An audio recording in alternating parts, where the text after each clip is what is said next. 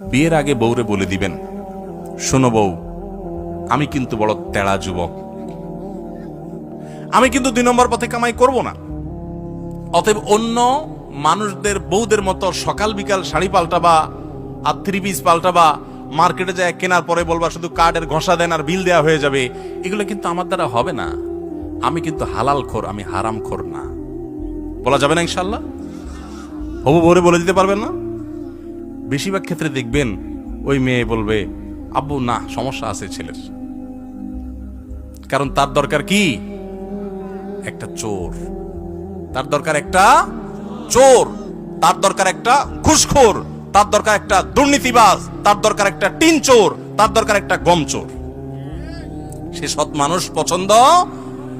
আপনি সাথে সাথে সেজদা পড়ে যাবেন, যাক, একটা চোর প্রিয় মানুষ থেকে আল্লাহ আমাকে মুক্তি দিছে। একটা সৎ মানুষ খুঁজবেন, চেষ্টা করা যাবে না ইনশাআল্লাহ? অসৎ হওয়ার জন্য যোগ্যতা লাগে না। অসৎ হওয়ার জন্য যোগ্যতা, চোর হওয়ার জন্য যোগ্যতা লাগে না, সৎ হওয়ার জন্য যোগ্যতা লাগে। সৎ হওয়ার জন্য মেরুদণ্ড শক্ত থাকতে হয়, হিম্মত থাকতে হয়, সৎসাহস থাকতে হয়। বাবাকে বলতে হয়, বাবা আমি চুরি করব না। তুমি অসন্তুষ্ট থাকতে পারো, বাবা আমি 2 নম্বর জিনিস তোমাকে খাওয়াবো না। আমাকে অন্যদের উদাহরণ দিবা না, আমাকে সৎ মানুষের উদাহরণ দাও। যুবকরা বলা যাবে না বাবাকে ইনশাআল্লাহ? বেয়াদবি করা ছাড়া সুন্দরভাবে বলা যাবে না। আল্লাহ আমাদের সবাইকে তৌফিক দান করুন।